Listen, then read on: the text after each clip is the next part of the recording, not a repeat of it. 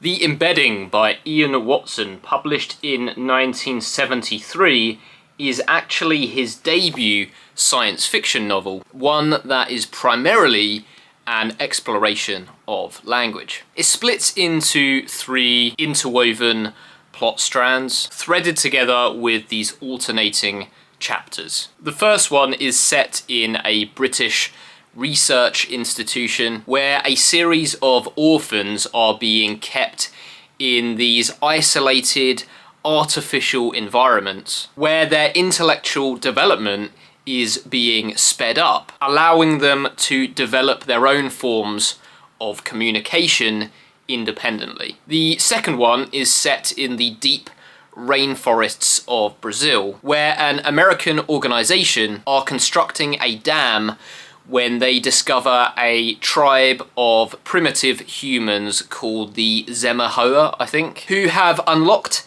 a kind of secondary layer of language through the use of a hallucinogenic drug derived from a fungus found on the forest floor. The third one, and this is written on the blurb, but if you want to go into this one completely blind, I would understand if you wanted to skip this section, is that an alien ship is on its way to Earth and is projecting or reflecting back these human radio transmissions, television broadcasts, and other signals which are playing in reverse. The titular concept of embedding refers to the layering of clauses or phrases within sentences to kind of form new meanings, and Watson really gets into linguistic theory in this book, exploring the concept of how human language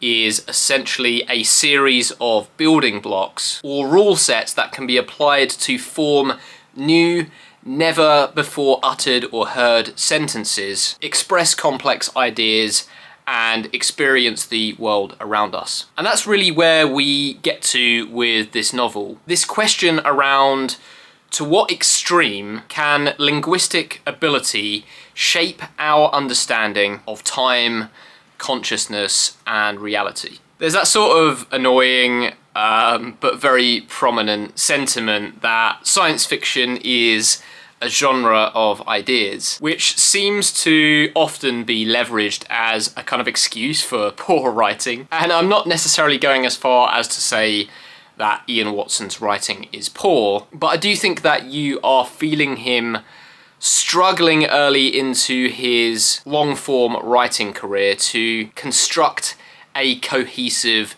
novel and form a narrative around those complex ideas that he is trying to articulate. And I think that is understandable given that this is his debut, which, by the way, is incredibly ambitious for a first novel, which I did like overall despite some of that clunkiness. And you do get the sense that Watson is an incredibly intelligent man. And actually I think that his expression of such complicated concepts around language and linguistic theory are, for the most part, fairly easily digestible. There are a couple of moments in this book that were really shocking, actually, and there is this kind of effective building of, I was going to say dread, but I think it's actually more like a sense of urgency towards the end of the book, when you are arriving at the culmination of these three plot strands, which I think was pretty effective. I've read Ian Watson before with Miracle Visitors, which is about UFOs, and I think that I have largely the same conclusion after finishing The Embedding. He kind of takes on these wild swings that don't always land, but I do appreciate his ambition. I do think that The Embedding is a significantly better book than Miracle Visitors personally, but I'd probably only recommend this if you are interested in linguistic theory or you're looking for a more unique take on First Contact, because the interaction with and the realization of those aliens is actually incredibly well done. Today's double bill is another novel which is playing with language in a very different way, and that is Riddley Walker by Russell Hoban, originally published in 1980 And this is a book that is notorious for being a difficult read, and after finishing it, I can definitely see why. This novel follows the titular character, a 12-year-old boy called Riddley Walker, who is living in a kind of post-apocalyptic England, but it has been hundreds, if not thousands of years since a nuclear war devastated civilization. Which means that language has been distorted over time, presumably partly due to the breakdown of the educational infrastructure. And everyone in this world speaks in this future English dialect, which utilizes phonetic spelling, with the book being presented as Riddley Walker's diary. So you get this sort of illiterate narration throughout. I think that because I am English myself, specifically from the south of England where this book takes place, I didn't find the phonetic nature of the language too difficult to understand. I probably know a few people who speak and spell in this manner in real life, but I think that readers who don't have English as a first language, or even American readers with different understandings of dialects and different frames of references, would have a more difficult time. But even though I didn't have too much difficulty with understanding the words in this novel, what I did encounter some difficulty with is understanding exactly what Riddley Walker and the other characters are referring to with that language that they are using,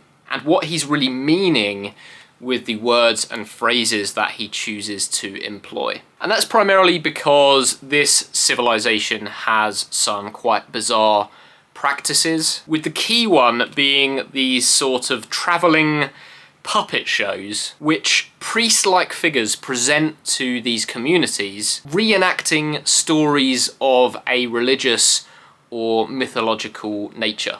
A key part of this ceremonial activity is actually the interpretation of these stories, with that sense of understanding being referred to as a connection, with an X, of course. And I think that this deciphering of symbolism and messaging is highly applicable to the experience of reading this novel itself, which is an experience that many will find highly rewarding, while others will find it incredibly frustrating. On the edition that I've got here, there is a quote from Anthony Burgess, where he says, "This is what literature is meant to be." And that makes total sense, because the novel that I was put in mind of the most while reading this was A Clockwork Orange by Anthony Burgess, a book which also uses narration, including a bizarre, twisted future slang that takes a while to actually click with the reader. I personally think that A Clockwork Orange is a better book, and the experience of having that language click with you was more satisfying. But there is something kind of undeniably special about Riddley Walker, despite the fact that I didn't actually love the reading experience. And honestly, it slowed my pace to a crawl while I tried to make my own connections. I'm not really gonna get into the narrative too much, but the other key reference point that I would mention is a book that I read very recently, actually, and that is A Canticle for Leibowitz, not only because it's a kind of post-apocalyptic story, but because there is a similar exploration of the cyclical nature of history, as well as the kind of interpretation of ancient texts and technologies. I have recently been enjoying more challenging works of science fiction, a pursuit which I've found to be very rewarding. And I've already mentioned A Clockwork Orange, but there's also recently been The Fifth Head of Cerberus by Gene Wolfe, and another book that I'd recommend to you if you like the experience of reading Riddley Walker, which is Engine Summer by John Crowley.